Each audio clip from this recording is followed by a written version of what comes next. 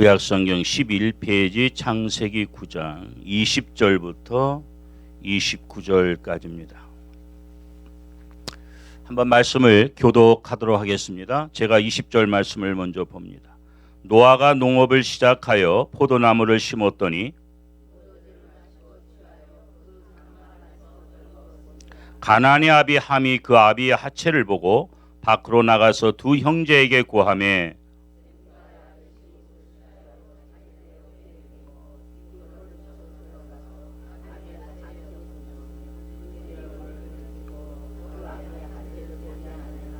노아가 술이 깨어 그 작은 아들이 자기에게 행한 일을 알고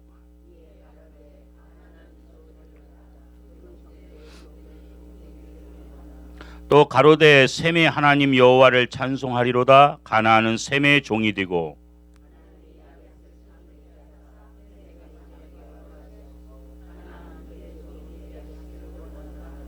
홍수 후에 노아가 350년을 지내었고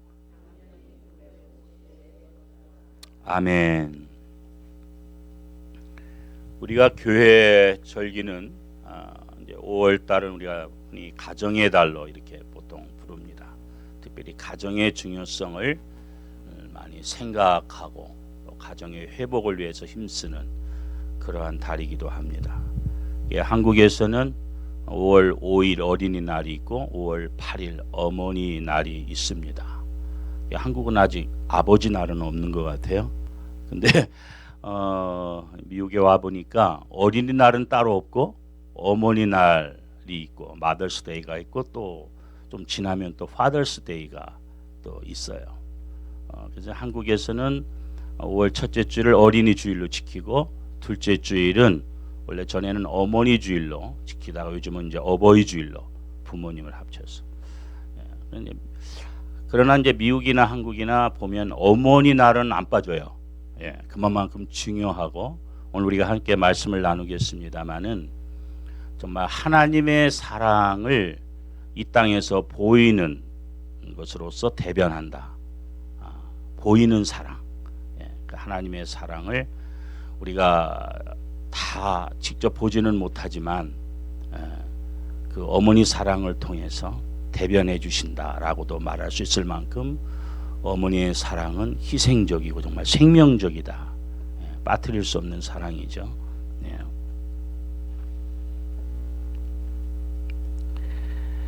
요즘에 그 한국의 그런 가정 그런 것을 이렇게 약간 풍자한 그런 이야기가 있어요. 어느 70 넘은 아버지가 그 어머니와 사별하고 이제 시골에서 혼자 사시게 됐어요. 70 넘은 아버지가 시골에서 혼자 사니까 그 아들이 마음이 편할 리가 없죠. 그래서 서울에서 그런 데로 잘 사는 아들이 아버지를 모셔왔어요. 모셔와서 이제 아버지를 모시고 사는데 늘 시골에 계시더니 아버님이 이 도시 생활이 익숙하지가 않고 늘 집안에 있으니까 얼마나 그 시간이 무료하고 그 답답함을 느끼지 않을 수가 없잖아요. 또 그렇게 지내다 보니까 이제 시간이 지나면서 집안의 위계 질서를 이제 파악하시게 된 거예요. 이 집안의 위계 질서를 쭉 보니까 제일 센 존재가 누구냐면 며느리예요. 며느리. 이 며느리가 위계 질서 1호에 1호. 그 다음에 보니까 손자 손녀가 2호야. 여러분 다 공감하시죠? 2호. 그리고 자기 아들은 3호야. 그 다음에 또 4호가 누군가 했더니 집안일을 돌보는 가정부. 또 이게 대단해요. 그 다음에 5호가 누군가 봤더니 그 집안에 강아지야, 강아지. 그리고 자기는 보니까 마지막 6호예요, 6호. 이게 존재 가치가 별로 없는 거예요. 거기다 대고 이 며느리가 나갔다 들어오면 집안을 점검하는데 어떻게 점검하냐면 가정부에게 뭐 남편은 언제 들어온다고 혹시 연락 왔느냐, 그리고 강아지는 밥은 먹였냐, 뭐 이렇게는 물어도 할아버지 점심 차려드렸냐 이런 건 안 물어요. 이게 얼마나 기분이 안 좋으시겠어요? 이 할아버지가 참다 안 돼서 다시 시골로 가야 되겠다 하면서 아들에게 편지 한 장을 썼습니다. 간단하게 썼어요. 뭐라고 썼냐? 3호야 잘 있거라, 6호는 간다. 그것이 요즘에 한국의 그런 세태를 풍자해서 나온 이야기입니다. 옛날에 그 중국에 그 유명한 공자 선생님이 있었죠. 이 공자 선생님에게는 제자들도 참 많았어요. 그 제자 가운데 민자건이라고 하는 제자가 있었는데, 이 민자건이라고 하는 이 제자에 대한 그 이야기는 역사에 계속해서 나오는 이야기입니다. 그 사람의 덕행과 그 효행은 후대 사람에게 많은 교훈을 줘요. 근데 이 민자건이라는 사람은 일찍 어머니를 여의었어요. 그래서 아버지가 후처를 얻어서 또 두 아들을 낳습니다. 근데 사실 그 계모로 들어와서 훌륭한 분이 너무나 많은데 가끔 또 개파간 그런 계모도 있잖아요. 요즘 한국도 그런 문제들이 있고 미국도 가끔 신문에 보도가 되는데, 이 계모가 조금 심성이 좀 고약해가지고 추운 겨울이 되면 자기가 낳은 두 아들한테는 솜을 넣어서 옷을 해입히고, 이 전처의 아들 민자건에는 거기다가 솜을 넣어주지를 않고 갈대잎을 잔뜩 넣어가지고 옷을 지어줬어요. 그 사실을 민자건이가 압니다. 형제 중에서는 제일 많으니까 아는데 그냥 모르는 척하고 그냥 지냈어요. 그런데 어느 날 아버지가 이 사실을 안 거예요.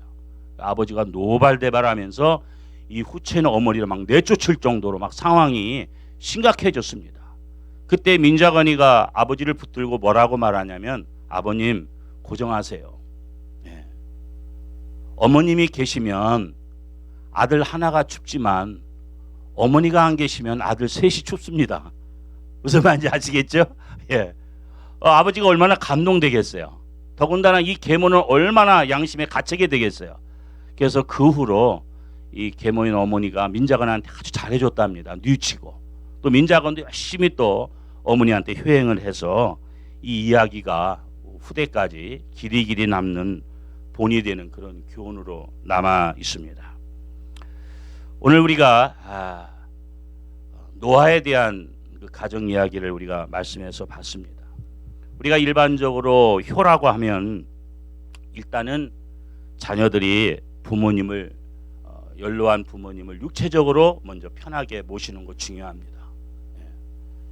그래서 우선 음식이나 옷가지나 잠자리나 용돈 뭐 이런 것들을 잘 편안하게 좀 최대한 해드리는 것이 우리가 일반적인 효도고, 두 번째는 뭐냐면 좀 더 높은 차원의 그런 효도에는 정신적으로 그 부모님의 정신과 뜻을 잘 받들어서 공경하고 순종하는 모습, 내 생각과 좀 다르다 해서 세대 차이 난다고 구박할 게 아니라, 그 부모님이 세대는 달라도 그 마음의 중심은 변하지가 않잖아요. 말의 표현은 좀 나하고 안 맞아도 어머님이 자식을 생각하는 그 마음은 똑같잖아요. 바로 그런 걸 읽어서 부모님의 그 정신과 뜻을 잘 헤아려서 부모님의 말씀을 잘 순종할 때, 이것을 또 우리는 일반적으로 효도라 그럽니다. 더 나아가서 정말 자식이 이 세상에서 존경받고 그런 명예스러운 뭐 직위를 갖는다든지 명예스러운 그런 위치에서 사람한테 추앙을 받는다면, 나이 든 부모는요 나중에 나이가 들면 이 땅에서는 남는 게 자식밖에 없잖아요. 그러니까 저 네 집 자식이야 이렇게 부모님의 명예도 올라간다고요. 이게 자식들이 사람답게 살고 정말 훌륭하게 살면 그 또한 효도다. 그렇지 않습니까? 유신적으로 자녀들이 다 그렇게 되기를 바라는 줄로 압니다. 오늘 본문 이야기를 보면 아주 그 특별한 이야기가 나오고 좀 섬세하고 실제적인 이야기입니다. 하나님의 사람 노아에게 이게 세 아들이 지금 등장하고 있어요. 셈과 함과 야벳입니다. 이 아들들은 아버지를 도와서 또 방주도 지었죠. 또 다 부인들이 있었고, 그래서 노아 부부와 아들 셋 부부 해서 8식구만이 그 홍수에서 살아남게 되었습니다. 그런데 그 당시에 이제 홍수가 끝나고 노아의 나이가 600세입니다. 홍수 이전에는 사람들이 오래 살았어요. 1000살까지 막 살았잖아요. 성경에 기록된 것만으로도 무드셀라는 969세를 살았으니까. 근데 이제 홍수 후에는 사람들의 생명이 굉장히 단축되기 시작을 합니다. 이게 이제 홍수가 끝나고 노아 나이가 600입니다. 600세예요. 그러니 그동안에 방주 준비 120년에다가 홍수와 같은 사건, 그런 힘든 일, 우리가 생각만 해보세요. 그 배를 120년 동안 지었어요. 사람들의 조롱과 비난을 그거 쉬운 일 아닙니다. 당대 의인이기 때문에 하나님이 노아 식구를 살려주만 그 의인으로서 또 살아남기 위해서 얼마나 또 힘든 역경이 많았는지 모릅니다. 그래서 이제는 그런 어려운 일도 다 겪어내야 되고 연세도 이제 많아가지고 이게 실수하는 장면이 여기 소개가 되고 있어요. 연세가 들면 사람들이 이렇게 또 탐식하게 되고 먹는 것도 잘 조절을 못하고 좀 자기 절제를 잘 못할 수가 있습니다. 그래서 아마 그날 이 노아 할아버지가 이 포도주를 좀 많이 마신 것 같아요. 포도주를 좀 지나치게 마시니까 취해가지고 그냥 벌거벗고 잠을 자게 된 거예요. 그래서 사람은 이게 취하면 안 돼요. 취하면 다 실수하게 돼 있어요. 성경에도 술 취하지 말라. 술 취하면 실수하게 되고 그걸로 인해서 또 죄도 짓게 되고 하기 때문에 성경은 그렇게 금하고 있습니다. 근데 그 모습을 둘째 아들 함이 제일 먼저 봤어요. 봤으면 다른 사람 모르게 얼른 아버지를 이렇게 좀 덮어드리든지 그래야만 되는데 나와가지고 형제들에게 고하고 떠벌렸습니다. 아버지가 말이지 주책맞게 술 먹고 지금 뻘거벗고 와서 한번 보라고 말이지. 아들 도리가 아니죠 그렇게 하면. 그런데 왜 세 아들 중에서 함이 특별히 이랬을까? 성경에는 기록이 없지만 그 성경 주석가들은 이런 추측을 해보는 거예요.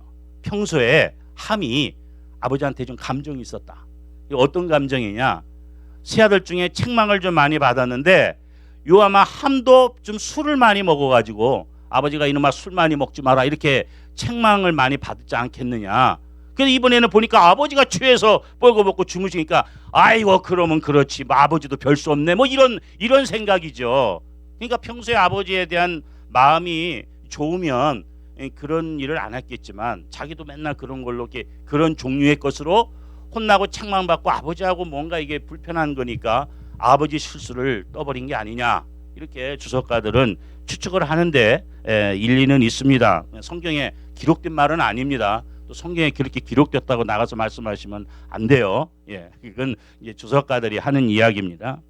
그래서 아무튼 함이 와서 이 형제에게 고하니까 오늘 말씀해 보니까 셈과 야벳이 황급히 달려와 가지고 그 아버지 하체를 보지 않고 이불을 덮어줬어요. 그런데 노아가 잠에서 깬 후에 이 사실을 알게 됩니다. 그래서 오늘 우리가 같이 말씀을 받지만 뭐예요? 함은 저주를 받아요. 그리고 셈과 야벳은 축복을 받습니다. 그 얘기예요. 간단히 이제 그 얘기인데 여기에 중요한 우리는 효도의 그 의미를 찾아볼 수가 있어요. 무엇보다도 중요한 것은 젊은 사람들은 나이 많은 사람. 오늘 우리가 이 어머니 날 특별히 어버이 주일 할 때에 부모님이 지금 안 계신 분도 있지만 우리보다 연세가 많은 분들을 우리가 부모님으로 생각하고 또 영적으로는 그런저런 것도 없으신 분은 우리가 그 하나님의 은혜를 그 사랑을 생각하면서 우리가 말씀을 함께 묵상하면 좋을 줄로 압니다. 아무튼 젊은 사람은 나이 많은 사람 또 자식은 부모의 깊은 뜻을 이해해야 된다는 것입니다. 나이가 많아지면 고독해져요. 사람이 고독해집니다. 힘이 없어요. 그리고 세상에 이제 힘이 없어지고 고독해지면 세상 사는 낙이 없어집니다. 낙이라고 하는 것은 오로지 먹는 거. 나중에 그래서 연세 많으신 분은 유일한 낙이 맛있는 거 드시는 거니까 맛있는 거 이렇게 해드리는 것이 굉장히 그 효도 중에 효도다. 연세가 들면 TV 켜놓고 그냥 주무시고 말이죠. 그냥 뭐 복잡한 생각도 안 하고 또 생각하기도 싫은 거예요. 다 귀찮아지는 거, 다 귀찮아져요.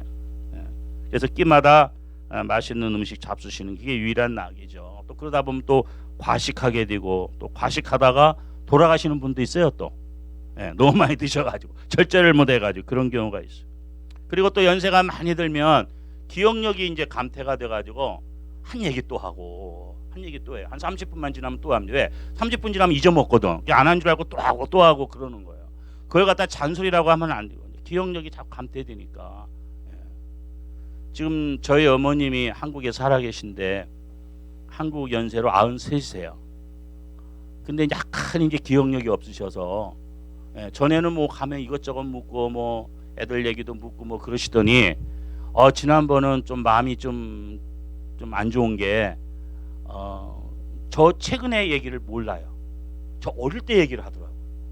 어릴 때 이랬고 최근에 거 잊어먹으시는 거예요. 약간 그 치매기가 이제 오시는 거죠. 저희 외할머니는 108세를 사셨거든요. 그래서 우리 외가 쪽이 장수하는데 이 건강하게 장수하셔야 되는데 이제 막 잘 못 알아보시고 뭘 묻고서 5분 있다 또 물으시더라고. 그래서 이제 마음이 좀 찡한 그걸 느끼고 왔는데 하여튼 연세가 들면 그럴 수밖에 없어요. 과식도 하고 건망증도 생기고 그런 걸 우리가 충분히 이해해야 된다. 여기 함이 자기 아버지의 그런 허물을 덮어주지 못했는데 연세 들면 그런 실수도 할 수 있기 때문에 그런 허물을 덮어주는 거 이것 또한 효다. 내가 정말 부모의 은혜와 사랑을 받고 또 나도 부모님을 정말 그 사랑하는 마음이 있다면 부모님 뭐 실수할 때 노망이라고 하면 안 돼요. 그걸 사랑으로 덮는 거예요. 부모는 자식들이 별 실수를 다 하고 별 말썽을 다 부려도 마치 내 실수인 것처럼 그렇게 덮고 사셨는데 이 자식들은 그게 안 된단 말이죠. 바로 이제 그런 부분들을 우리가 잘 생각을 해봐야 되겠다. 성경 갈라디아서 4장 13절 이하에 보면 거기에 가슴 뜨거운 그 이야기가 있습니다. 이게 바울 사도가 이야기한 건데 바울 사도가 이런 고백을 합니다. 내가 너희 가운데 있을 때에 너의 믿음을 시험할 만한 것이 내 육체에 있었다. 그런데 너희들이 나를 업신여기지 아니하고 그리스도와 같이 영접했다. 할 수만 있었으면 너희 눈이라도 빼서 나한테 주었을 거다. 그런 고백을 합니다. 그래서 우리는 사도 바울이 육체의 그 가시 얼마나 괴로우면 사탄의 가시라 사탄의 사자라고 할 정도로 그 문제를 놓고 작정하고 3번 기도했는데 하나님의 응답은 그걸 고쳐준 게 아니라 내 은혜가 너한테 족하다. 그게 응답이셨어요. 안 고쳐줬어요.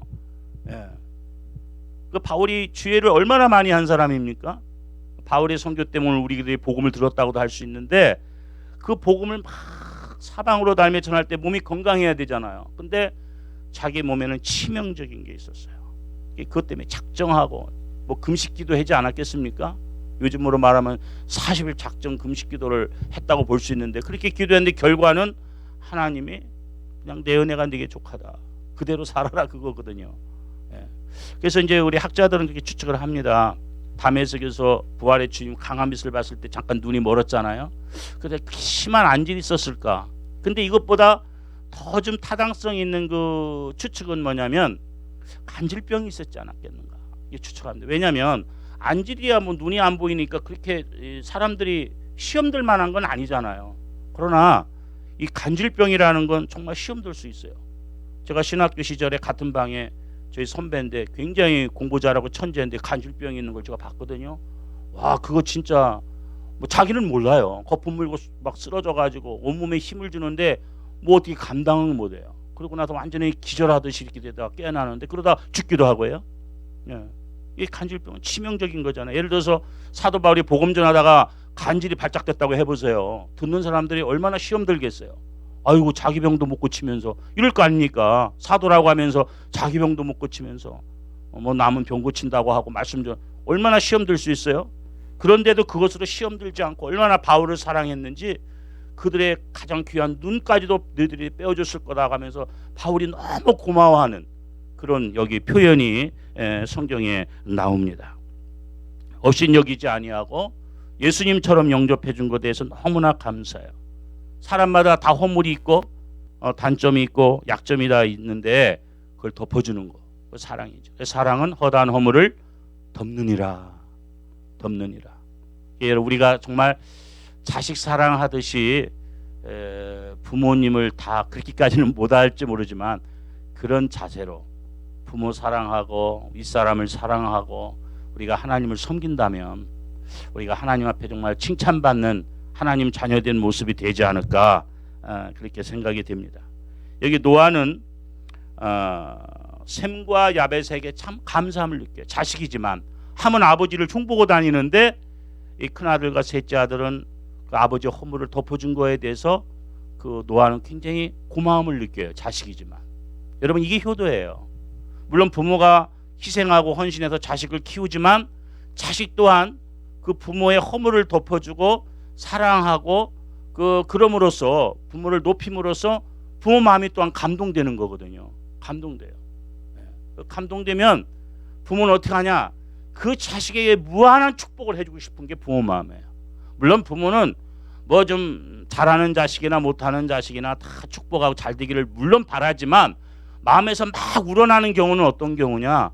자식들이 정말 그 부모 마음을 알아주고 부모의 허물도 덮어주고 부모를 그렇게 높이고 말이죠. 내가 이분의 자식이라는 걸 부끄럽게 생각하지 아니하고 자랑스럽게 생각할 때 그 부모 마음이 얼마나 흐뭇하고 기쁘겠어요? 영적으로도 우리가 마찬가지인 줄 압니다. 독생자까지 주신 하나님, 우리가 그분 높이고 사랑하고 다윗과 같이 왜 하나님이 다윗을 그토록 사랑했습니까? 다윗의 이름이 성경에 800번 넘게 나오는데 왜 이렇게 사랑해요? 다윗은 이스라엘 모든 군사들이 골리앗 앞에 벌벌 떨고 다 숨었는데 골리앗이 하나님의 이름을 모욕되게 할 때에 목숨을 걸고 나가는 거예요. 소년인데도. 그러니까 네가 감히 어떻게 하나님의 이름을 욕해? 하나님의 군대를 욕해? 못 견디는 거예요. 예. 바로 그 자세를 가지고 살았어요. 다윗은 평생. 내 생명보다도 하나님의 이름을 높이는 거죠. 예. 그게 정말 하나님 기뻐하시지 않겠어요? 여러분, 자식들이 친구들 간에 살다가 애들이 어릴 때 싸울 수 있어요. 지들끼리는 양보하고 싸우고 치고받을 수 있지만 부모 욕할 때도 가만히 있는 자식이 자식이에요? 니네 엄마가 어떻고 니네 아빠가 어떻고 그건 못 참죠. 그때는 진짜 물보랑해요. 그게 자식이라고요. 자기 부모에게 욕을 할 때 그걸 못 견뎌야 하는 거예요. 내가 제 힘센 한테 맞더라도 그냥 달려들어서 싸울 수 있는, 그게 내 자식 아닙니까? 다윗이 그런 사람이에요. 하나님의 이름 욕되게 하는 건 견딜 수가 없었어요. 내 목숨을 걸어서라도. 이게 하나님이 함께 하셔서 골리앗을 쓰러뜨리는 거죠. 다윗이 아무리 물매를 잘하는데 어떻게 명중시키겠어요? 하나님이 함께 하시잖아요. 오늘 우리들이 영적으로도 하나님 앞에 정말 오늘날의 교회들이 너무나 손가락질을 많이 받고 믿는 사람들이 욕을 많이 먹는데 그런 소리 들을 때마다 막 가슴이 애리고 눈물이 나고 아픔이 있어야 이게 크리스찬인 줄 믿습니다. 어떤 분은 교회가 욕먹는데 그냥 같이 욕해, 교회 다니면서. 그건 아니지. 예. 그건 아니라고요. 하나는 주님의 몸인데 우리가 비록 잠시 손가락질은 받아도 정말 이걸 내 아픔으로 여기고 내 적으로 생각을 해야지. 주님의 몸된 교회잖아요. 피값으로 산 교회잖아요. 이 교회가 막 욕먹고 떨어지면 막 괴로워야 돼요. 막 잠을 못 자고 어떻게 하면 좋을지. 그런 심정을 가질 때 우리가 진정한 하나님의 자녀인 줄로 믿습니다. 부모가 욕을 먹고 부모의 명예가 땅에 떨어졌는데 자식이 아무렇지도 않게 느낀다는 게 자식이겠습니까? 아니죠. 그거는 바로 그런 면에 여기 노아는 온 세상이 다 죄악에 빠졌을 때에 유일하게 죄에 물들지 않았던 사람입니다. 그리고 120년 동안 온갖 핍박과 조롱 속에서도 믿음으로 방주를 예비한 분이에요. 8 식구를 구원할 뿐만 아니라 더 나아가서 세상을 구원한 위대한 아버지입니다. 누가 뭐래도 훌륭한 아버지예요. 한 번의 실수는 있었지만 훌륭한 아버지입니다. 오늘 좀 실수가 있었어도 너무나 노아는 그 아버지로서도 훌륭하고 소중한 분이에요. 아버지의 명예를 높이 생각하는 것.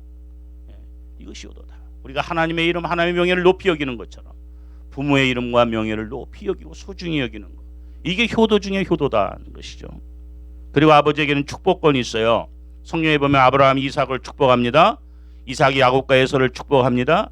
야곱이 12지파를 앞에 놓고 하나하나 이름을 불러가면서 축복합니다. 영적으로 생각해 보세요. 부모님의 마음속에 복비는 마음이 있는 거죠. 노아와 같이. 정말 자기가 실수를 해서 그런 일을 저질렀지만 그 허물을 덮어주는 셈과 야벳에 대해서는 무한한 보람과 기쁨이 있는 거예요. 고마움이 있는 거예요. 그러니까 마음껏 축복해 주고 싶은 거죠. 오늘 우리들이 하나님의 자녀로 살아갈 때 하나님도 우리의 필요를 다 주시지만 정말 우리가 다윗과 같이 하나님을 기쁘시게 해드리는 삶을 살면요, 솔로몬과 같이 천번 제사를 드리는 그런 하나님에 대한 경외와 공경심이 있으면 우리가 구하지 않는 것도 야 내가 뭐 해줄 거야 뭐 해줄 거야. 그게 아버지 마음 아니겠어요? 그게 부모 마음 아니겠습니까? 바로 그걸 우리에게 오늘 말씀해 주고 있는 것입니다. 이 세상에서 가장 모순된 건 뭐냐? 자신은 부모에게 불효하면서 내 자식은 효자 만들겠다. 그게 모순이에요. 여러분, 우리의 자녀들, 우리의 손주들이 정말 효성스러운 자녀들이 되기를 원하면요, 내가 부모한테 잘하는 모습 보이면 돼요. 저희 아들이 어릴 때 이런 일이 있었습니다. 그때 한 5살 때인데 저희 집사람이 할아버지한테, 저희가 아버님이죠. 아버님은 돌아가셨는데 아버님한테 용돈을 이렇게 붙여드리는 걸 봤어요. 데리고 갔을 때. 엄마 뭐해? 할아버지 용돈 붙여드리는 거야. 그랬더니 그 아이가 뭐라고 하냐면요. 엄마 나도 커서 돈 많이 벌어서 엄마 용돈 많이 줄게. 100번 말하는 거 소용없어요. 한번 보이는 게 중요해요. 우리가 물론 말로도 자식들을 양육하고 교훈을 줘야 되지만 사실은 그것보다 더 중요한 건 뭐냐면 한번 그렇게 행하는 걸 보면 자식들은 그게 확 박혀요. 100번 얘기 듣는 것보다 한번 행하는 것이 확 뇌리에 박힌다고요. 그것이 우리의 또한 자녀들을 효자로 키울 수 있는 방법이 아니겠는가. 옛날에는 그저 이 세상에 사람으로 태어난 것마저 기뻐했어요. 그래서 자기 생 자체를 행복하게 여기는 사람, 또 부모에 대해서도 감사했습니다. 우리 역사적으로도 보면 효성스러운 자녀가 충신이 돼요. 나라에 대해서도 충신. 옛날에는 하나님을 모르니까 나라가 하나님이었거든요. 임금에게 그 충성해요. 효성스러운 자녀들이 충성스러운 신하가 또한 되는 것입니다. 우리 십계명은 구약의 모든 그 율례와 법도를 종합한 거 아닙니까? 10가지로 탁 묶었는데 그 중에서 보면은 4가지는 우리가 하나님에 대한 걸 지킬 거고 6가지는 사람에 관한 거예요. 근데 사람에 관한 것이 5계명부터 시작되는 5계명 첫째가 내 부모를 공경하랍니다. 그러니까 사람 관계에서 제일 첫 번째 드는 게 부모에 대한 공경이에요. 이게 없으면요 사람 관계는 실패한다는 거예요. 다른 것이 뭐 돈 많이 벌고 명예 있어도 그게 성공이 아니에요. 효도를 하지 않는 자식은, 불효 자식은 세상의 모든 걸 얻어도 그 사람은 실패한 인생이라는 그 얘기예요. 그리고 부모에 대한 공경이 살인하지 말라, 간음하지 말라보다 먼저 나와요. 이 십계명은 중요한 순서대로 또한 돼 있어요. 그렇기 때문에 어떤 면에서 구약 성경 보면 부모를 거역하는 자는, 패역하게 구는 자는 어떻게 했어요? 끌고 나가서 돌로 쳐 죽이라고 했어요. 살인한 자 이상으로 취급을 했어요. 오늘날 이 법을 적용하면 돌에 맞아 죽을 사람 참 많죠. 얼마나 많겠어요. 우리가 세대가 아무리 바뀌어도 우리가 변치 않는 하나님의 말씀에다 기준을 두고 우리가 살아야 되는 줄로 믿습니다. 에베소서에 보면 주 안에서 내 부모 공경해라, 순종해라. 이 어떤 사람은 주 안에서 하니까 굉장히 이걸 제한된 걸로 생각하는데 아니에요. 이걸 깊이 음미해 보면요, 주 안에서라고 하는 건 절대적인 걸 말하는 거예요. 예를 들어서 참 부모가 나한테 부모 노릇을 다 못했다고 해서 내가 자식들이 다 안 하는 건 상대적인 거잖아요. 그러나 주님 안에서는 그게 아니잖아요. 부모가 어떻든 나는 자식의 도리를 다 하고 자식의 입장에서 하나님이 명령하는 걸 다 하잖아요. 이게 굉장히 절대적이죠. 제한적인 게 아니에요. 주 안에서요. 세상적인 논리는 부모가 나한테 해준 게 없으면 나도 못 해줘도 괜찮다고 하는 논리가 성립될 수 있지만 성경은 주 안에서기 때문에 주 안에서는 하나님 안에서요. 그 얘기가 성립이 안 돼요. 절대적인 걸 얘기하고 있어요. 이 성경을 우리가 보면 참 하나님 말씀의 그런 깊이를 우리가 더 확실하게 알 수가 있습니다. 한국에서 그 KBS 방송 프로그램 중에서 행복한 세상이라는 프로그램에 나왔던 이야기입니다. 남편이 일찍 세상을 떠나고 딸 하나를 데리고 사는 어머니가 어렵게 그 딸을 키우면서 분식점을 하고 있었어요. 근데 이 딸이 지금 고등학생이었는데 미술에 소질이 있어서 특별히 미술 학원을 더 이렇게 보냈어요. 근데 어느 날 분식점에서 이 어머니가 열심히 일을 하고 있는데 막 소낙비가 쏟아지는 거예요. 막 정신없이 일하다가 미술 학원에 간 딸 생각이 나가지고 그냥 어머니는 깜짝 놀라가지고 우산 2개를 들고 막 미술 학원으로 뛰어간 거예요. 하나는 받치고 딸 하나 우산을 들고 있는 거야. 이제 시간이 되니까 딸이 2층에서 이렇게 내려다보는 거예요. 엄마가 나왔다고 손짓을 하는. 근데 이 딸이 물끄러미 엄마를 이렇게 쳐다보고 전 들어간 다음에 안 나오는 거예요. 자기 모습을 보니까 앞치마 둘렀죠. 밀가루는 더덕 붙었죠. 뭐 그러니까 얘가 창피해서 안 나오나 보다. 아마 좀 기다리는데도 안 나와요. 그래서 어머니가 그냥 창피해서 안 나오나 하고 어머니가 돌아왔어요. 어머니 섭섭하죠. 이 딸한테. 아무리 엄마 모습이 이래도 그래도 우산 갖고 갔는데 저를 위해서. 그래갖고 한 달 동안 말을 안 한 거예요. 엄마가 화가 나서 섭섭해서. 근데 한 달이 지난 후에 미술 학원에서 그 전시회가 있다고 그래가지고 또 잘한 사람 상 주는 일이 있다고 초청이 왔어요. 그래 갔는데 자기 딸의 그림이 상을 받게 된 겁니다. 근데 그게 뭐냐면 제목이 뭐냐면 세상에서 가장 아름다운 모습. 이 딸은 엄마가 부끄러워 안 나온 게 아니라 엄마 그 모습을 보고 안에서 그림을 그리고 있었던 거예요. 비 맞으면서 자기 우산을 들고 그 모습으로 앞치마를 두르고 그런 모습으로 자기 우산 갖고 그 어머니 모습이 그래서 이 어머니가 오해를 풀고 너무 행복해가지고 딸을 끌어안고 아주 행복에 겨웠다. 그런 실화입니다. 그런 얘기가 나옵니다. 자, 우리가 이 효도라는 게 어디에 있을까? 참으로 부모님을 기쁘게 하는 게 효도다. 그리고 부모님의 부족함도 우리가 덮어줄 때, 그 이름을 우리가 높여드릴 때, 거기에 참 기쁨이 있고 참 축복이 있고 성경은 여기에 장수의 비결과 형통의 비결이 있다고 말씀하고 있습니다. 이것이 약속 있는 첫 계명이다. 사람에 대한 첫 번째 계명 5계명이에요.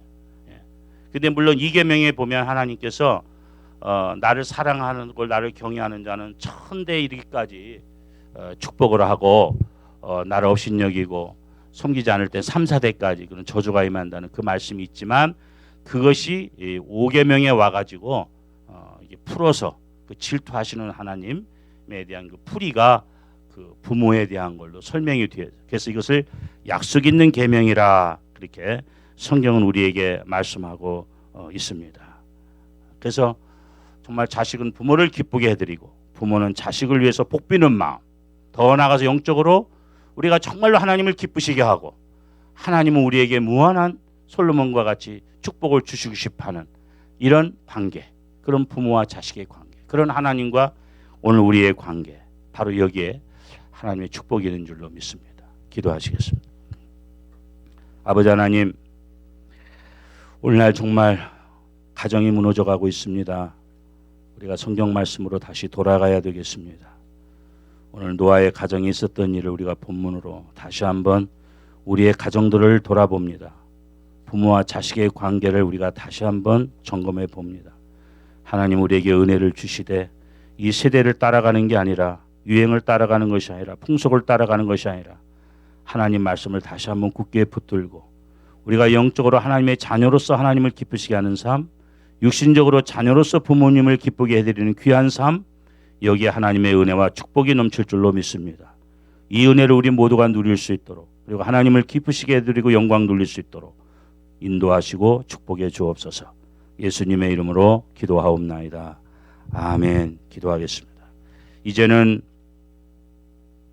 우리의 선한 목자가 되시고 그의 머리가 되신 예수 그리스도의 은혜와 우리 아버지 하나님의 그 크신 사랑하심과 성령님의 감화, 감동, 위로, 교통하심이 오늘 어머니 주일을 맞이해서 다시 한번 육신의 부모의 그 효가 무언지 더 나아가 영적으로 우리가 하나님을 어떻게 기쁘시게 해드리고 섬겨야 될지를 생각하고 다짐하는 모든 사랑하는 주의 백성들에게 이제로 영원히 함께 하시기를 간절히 축원하옵나이다.